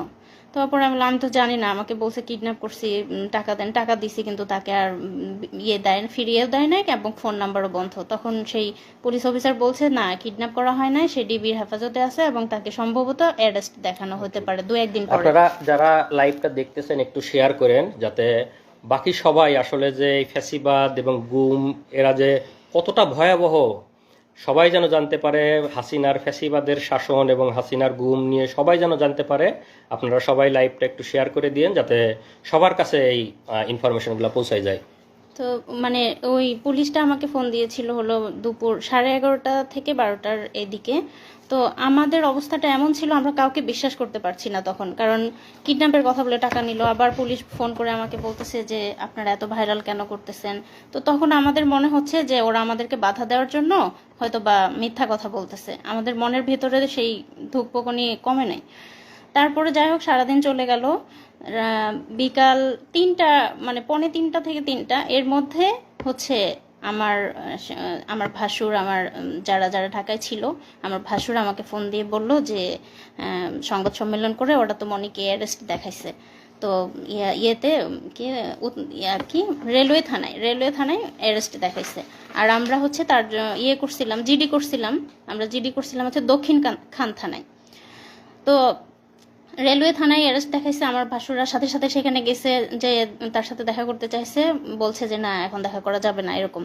তো তখন আমার ভাসুর আমাকে বললো যে তুমি এখনই রওনা দাও, হয়তো তোমাকে দেখা করতে দিবে, তুমি সাফওয়ানকে নিয়ে এখনই চলে আসো। তখন আমি আমার ইয়েতে ট্রেন ছিল আমার ইসলামপুরে জামালপুরে, তখন ট্রেন ছিল 3:30, আমি সেই ট্রেনে তখনই রওনা দিই আমার বাচ্চাটাকে নিয়ে। তো এর মধ্যে যে 3টা দিন গেছে, এই 3 দিনে আমি শুধু একটু পানি খেয়েছিলাম, এবং আমার বাচ্চাটা তখন কোথায় যাচ্ছে কি খাচ্ছে আমি কিছুই জানি না। তো সেই অবস্থায় আমি আমার ছোট বাচ্চাটাকে নিয়ে আমি আমার দুলাভাইয়ের সাথে করে ট্রেনে যাচ্ছি। তারপর আমরা মানে 8:30টার দিকে ঢাকায় পৌঁছলাম। পৌঁছেই হচ্ছে আমি আমার ভাসুরকে কল দিলাম যে কোথায় আসব। তো পরে বললো যে থানায় আসার আগে থানায় আসো, আর হচ্ছে অফিসারের নাম্বার দিল যে আগে এনাকে ফোন করো যে দেখা করতে দিবে কিনা, এত দূর থেকে আসছো, যদি দেখা করতে না দেয় শুধু শুধু আসে কষ্ট করা লাগবে, আগে কল দিয়ে কথা বলে নাও। তো কল দিলাম, তখন ওনারা বললো যে না, রাত্রেবেলা আমরা কাউকে দেখা করতে দেই না, আমাদের অফিসাররা রাতে থাকে না, তো অনুমতি ছাড়া দেখা করা যাবে না, আপনারা কালকে সকালে আসবেন, সকালে তাকে কোর্টে নেওয়া হবে তখন আসবেন। তো আমি তো 3-4 দিনের এই ধকল, তার মধ্যে বাচ্চাটা নিয়ে এক আত্মীয়র বাসায় উঠেছি। আমার বাচ্চাটার অযত্নে ওর মানে পেটে গ্যাস হচ্ছে, মানে ওর প্যান্ট নষ্ট হচ্ছে, এরকম অবস্থা। তারপরে মানে যাই হোক, আমার তখন ফিলিংসটা এমন ছিল যে আল্লাহ, পাওয়া তো গেছে, সে তো বেঁচে আছে, এটাই আলহামদুলিল্লাহ। হ্যাঁ, তখন এরকমই ছিল, আমার খালি মনে হচ্ছে কখন সকাল হবে, আমি কখন দেখতে যাব। তারপর সকালবেলা আসলাম। তো আসার পরে হচ্ছে 10:30টার দিকে আমি রেলওয়ে থানার সামনে সে আমার ছোট বাচ্চাকে নিয়ে, আমার ভাসুররা ছিল কোর্টে, মানে আমাদের কথা ছিল এমন যে যদি কোর্টে নিয়ে যায় যেন ওনারা দেখতে পায়, আবার থানায় থাকলে যেন আমি মানে যে কেউ একজন যেন দেখতে পারি, যে কেউ। তো ওনারা ওখানে ছিল, আর আমি আমার দুলাভাই সহ বাচ্চা সহ আমরা হচ্ছে রেলওয়ে থানার সামনে দাঁড়ায় আছি। আমরা হচ্ছে বারবার জিজ্ঞেস করতেছি, আমাকে তো কিছু বলতেছে না যে আছে কি না আসলে, বা এই সে কিছুই বলতেছে না। তো তখন আমার শ্বশুরবাড়ি যেহেতু পাবনা, আমার শাহজাদপুর পাবনার কাছাকাছি এক এলাকার একটা পুলিশ ছিল, উনি আমাকে বলল যে আপনারা অপেক্ষা করেন, আসে উনি এখানে, কিছুক্ষণ পর বের করা হবে। তো সকাল 10:30 থেকে 12:30 পর্যন্ত রোদের মধ্যে দাঁড়াই ছিলাম। আমাদেরকে থানায় ঢুকতে দেয় নাই, ওখানে কোনো বসার জায়গা ছিল না, এবং ওখানে যেহেতু স্টেশন, চাইলে আমরা যেয়ে বসতে পারতাম। আমাদের কাছে মনে হয়েছে যে 1 মিনিটও এখান থেকে নড়বো না, যদি এর মধ্যে নিয়ে যায়, আমরা কোথাও গেলাম তখন যদি নিয়ে যায়। আমার বাচ্চা তখন হচ্ছে মানে 2-2.5 বছর বয়স, মানে ওর খাওয়া ঘুম সব কিছু উল্টাপাল্টা হয়ে যাচ্ছে। তো যাই হোক, তারপরে তাকে 12:30টার দিকে হচ্ছে বের করলো। যখন বের করলো দেখি যে তার 2 হাত বাঁধা, এবং মানে এই যে আপনারা দেখছেন আসিফ মাহতাব স্যারকে যেভাবে বেঁধে বের করছে কোর্টে, সেভাবে তাকে বেঁধে বের করছে। আমি দৌড়ে চলে গেছি, দৌড়ে গিয়ে তাকে জড়ায় ধরে খালি আলহামদুলিল্লাহ বলছে, আর বলছি যে তুমি একটুও চিন্তা করো না, সব ঠিক হয়ে যাবে। হ্যাঁ, আমি কাঁদি নাই, আমি তাকে সাহস দিছি, আমি বলছি যে সব ঠিক হয়ে যাবে ইনশাল্লাহ, তুমি একটুও চিন্তা করো না। ও আমাদেরকে দেখে অবাক হয়ে গেছে যে আমরা কিভাবে জানলাম, কিভাবে এখানে আসলাম। তো আমার মানে আমরা ওখানে যাওয়ার সাথে আমার তো ধারণাই নাই যে ওরা মিডিয়ার মাধ্যমে জানছে, মানে থানার সংবাদ পাইছে, থানাতে চলে, কারণ আমি তো থানার মধ্যে, মানে আমি কিছুই বুঝতে, মানে আমি ওদেরকে দেখে অবাক হয়ে গেছি যে মানে ওরা এখানে চলে আসছে।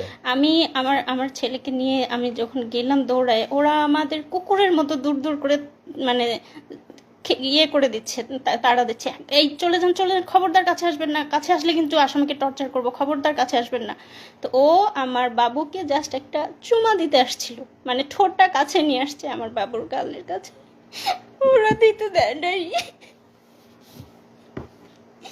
ওরা ওকে দড়ি ধরে টান দিয়ে হেঁচকে টান দিয়ে নিয়ে গেছে। এই দৃশ্য আমি কোনোদিনও ভুলবো না। তারপর যাই হোক, ওনাকে একটা সিএনজিতে উঠালো, পাশে তো 3-4 জন পুলিশ ছিল, তো সাথে সাথে আমরা আরেকটা সিএনজি ভাড়া করলাম। ভাড়া করার পরে আমাদেরই হলো যে আমরা ওদেরকে পুরো ফলো করব, ওরা যেদিক দিয়ে যাচ্ছে আমরা ওইভাবে। তো যে ফলো করতেছি, আমাদের সিএনজি ওদের সিএনজি পাশাপাশি ছিল, এবং একটা জ্যাম লেগে যায়, জ্যাম লেগে যাওয়ার ফলে তাদের সিএনজি আর আমাদের সিএনজি একদম পাশাপাশি, মানে আমি বারবার আমার এখান থেকে দেখতেছি ও একটু করে তাকাচ্ছে। তো আমি সাফওয়ানকে বলছি, দেখো ওই যে তোমার বাবা, ডাকো বাবাকে, ডাকো। সাফওয়ান ডাকতেছে, বাবা বাবা এমন করে ডাকতেছে। পুলিশ কতটা হিংস্র, কতটা খারাপ। সে সিএনজি থেকে বের হয়ে এসে, আমাদের সিএনজিওয়ালা একটু বয়স্ক ছিল, আমাদের সিএনজিওয়ালাকে লাথি মেরে বলতেছে যা তাড়াতাড়ি এখান থেকে। মানে আমাদের সিএনজি ওখানে দাঁড়াতে দিচ্ছে না। সে বয়স্ক মানুষটার সাথে খারাপ, জাস্ট আমার ছেলে একটু বাবা বলে ডাকছে, এটাই ওদের সহ্য হচ্ছে না। ঠিক আছে, তখন ওরা লাথি মেরে আমাদের সিএনজিওয়ালাকে বলতেছে যা তাড়াতাড়ি, মানে যেন দেখাই না হয় এরকম। পরে যাই হোক ওনাকে নিয়ে গেল, নিয়ে যাওয়ার পরে কোর্টে, মানে যখন ওনাকে সিএনজি থেকে নামিয়ে গারদে নিচ্ছে, আমার ভাসুররা তখন প্রথম 3-4 দিন পরে তাদের ভাইকে দেখতে পেল। তারপর আমরা নামলাম, নামার পরে আমরা মানে অপেক্ষা করছি কি করে কি হবে, কারণ আমাদের পরিবারে কোনো, আমার শ্বশুর বাড়ি, আমার বাবার বাড়ি, কোনো ফ্যামিলিতেই এরকম কিছু হয় না, আমরা কিচ্ছু জানি না কি হতে যাচ্ছে কি হবে। কিন্তু আমার মনের মধ্যে একটা সাহস ছিল যে আমার ভাসুররা অনেক ভালো ভালো জব করে, ইনশাল্লাহ খুব দ্রুত বের করে আনতে পারবে। আমি জানি না, আমি ছোট মানুষ, তখন এসব বুঝি না, মানে এত কষ্ট যে হবে সেটা বুঝতে পারিনি। আমার মনে হয়েছে খুব দ্রুত 2-3 দিনের মধ্যেই হয়তো বের করতে পারবে। তো তারপর যাই হোক গারদ থেকে তাকে কোর্টে নেওয়া হলো।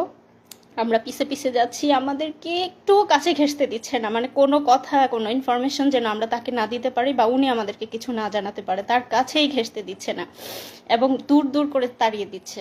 তারপর হচ্ছে তাকে তখন কোর্টে তোলা হলো। এরপর তুমি বলো। যে আসলে অভিজ্ঞতা বলতে গেলে আরও অনেক কষ্টের কথা, সব কিছু বলা এক লাইভে সম্ভব না।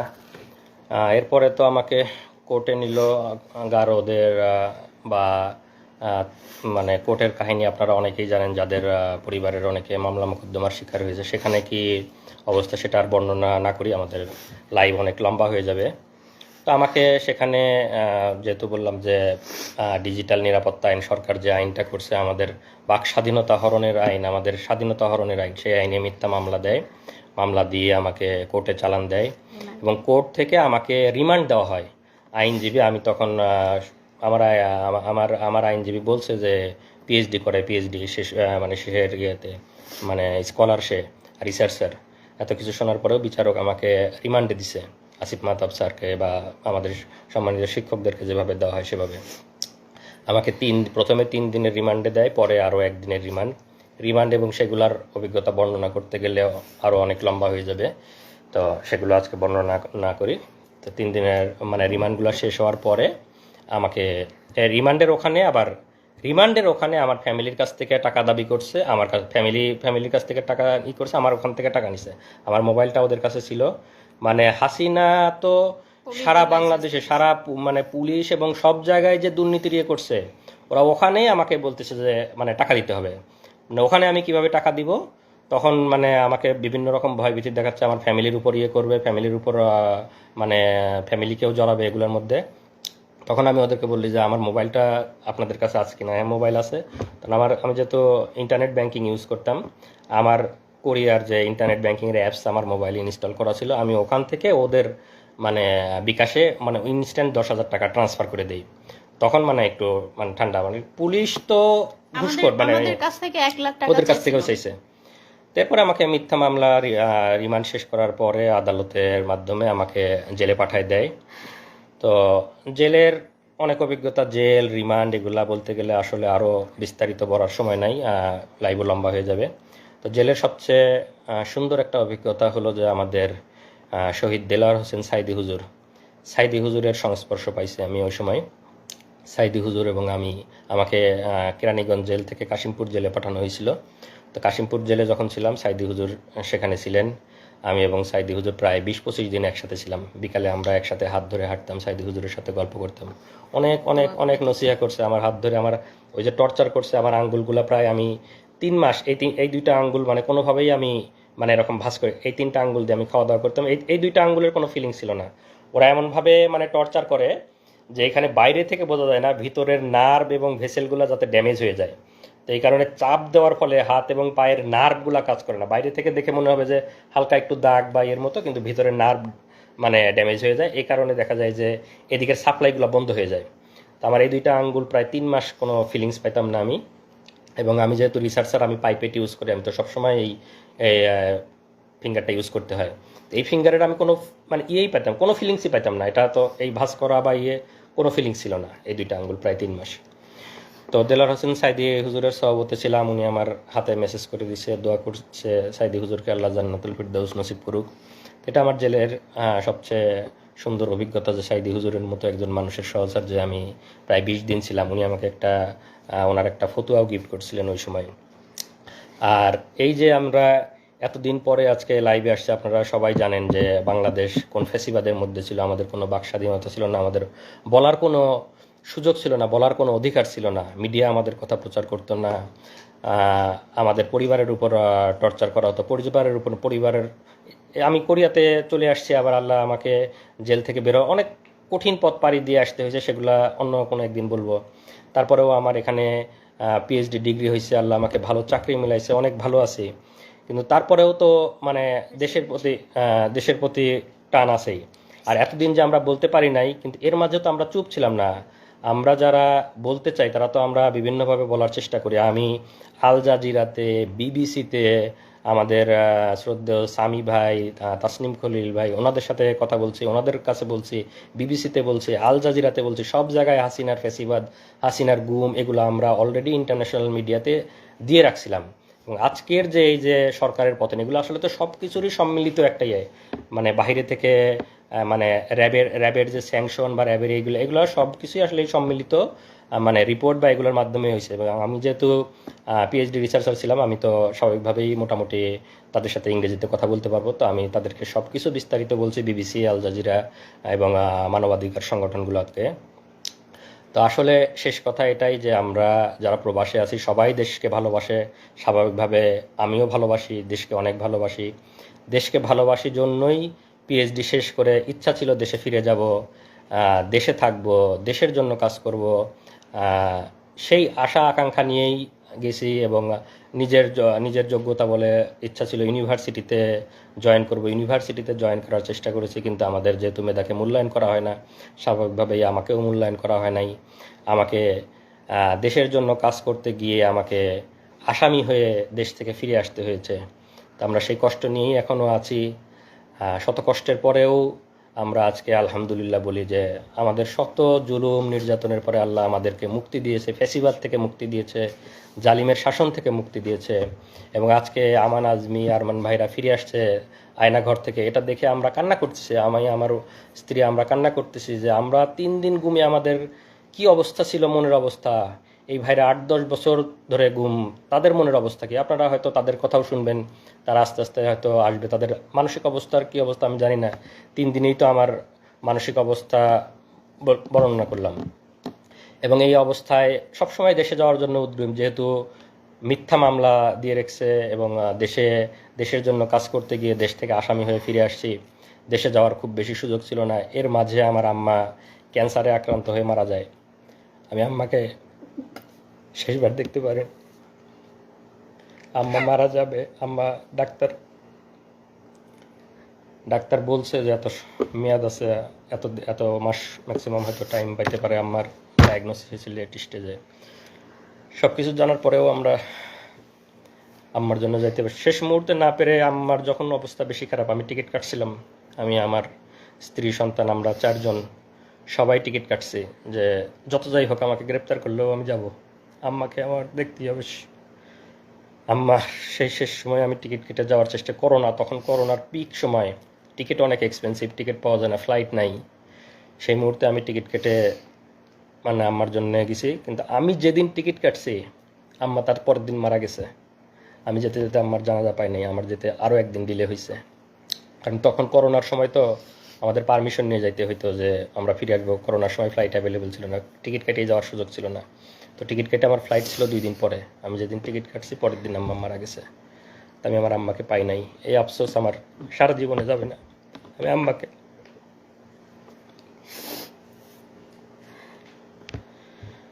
আপনারা আমাদের জন্য দোয়া করবেন। যারা যারা হাসিনার জালিম হাসিনার ফ্যাসিবাদের কবলে আছেন সবার জন্য আমাদের দোয়া থাকবে। এবং যারা যারা আজকে আয়নাঘর থেকে ফিরে আসতেছেন তাদের জন্য দোয়া থাকবে। এবং আমরা আবার ফিরে আসতে চাই, শত নির্যাতনের পরেও আমরা চাই আমরা দেশে ফিরে আসব, দেশের জন্য কাজ করব, নতুন দেশ গঠনে আমরা সবাই একসাথে ঐক্যবদ্ধভাবে কাজ করব। এবং আমাদের নতুন বাংলাদেশ হবে সুজলা সুফলা এবং যেখানে কোনো দুর্নীতি থাকবে না, যেখানে কোনো ফ্যাসিবাদ থাকবে না। এই ডিজিটাল নিরাপত্তা আইন, এক বাক স্বাধীনতা হরণের আইন উঠিয়ে দেওয়া হবে এবং আমি আশা করি যারা মানবাধিকার সংস্থায় আছেন, যারা নতুন সরকার গঠন করবেন, তারা এই ফ্যাসিবাদী এবং বাক স্বাধীনতা হরণকারী এই ডিজিটাল নিরাপত্তা আইন আপনারা উঠিয়ে দিবেন। যারা যারা আমরা নির্যাতনের শিকার, তাদেরকে এই জুলুম থেকে আপনারা মুক্তি দেবেন। এবং আমি পরিশেষে যে ছাত্র আন্দোলনের মাধ্যমে এই ফ্যাসিবাদ, এই জুলুম থেকে আমরা মুক্তি পেয়েছি আল্লাহর অশেষ মেহেরবানিতে, তাদেরকে আমি ধন্যবাদ দিতে চাই। তাদেরকে ধন্যবাদ দিয়ে ধন্যবাদ দেওয়ার কোনো ভাষা আমার জানা নেই। তাদের এই আন্দোলনের ফলে এবং যারা শহীদ হয়েছেন তাদের আত্মার মাগফিরাত কামনা করি। পরিশেষে আমি বলবো যে আমরা সবাই মিলে ইনশাল্লাহ একটা নতুন বাংলাদেশ গড়ব, যেখানে থাকবে না কোনো ভেদাভেদ, কোনো মারামারি, কোনো এরকম কোনো, যাতে আর কাউকে এভাবে লাইভে এসে তার এই কঠিন কঠিন পরিস্থিতির বর্ণনা না করতে হয়। সবাইকে ধন্যবাদ। আসসালামু আলাইকুম ওয়া রাহমাতুল্লাহ।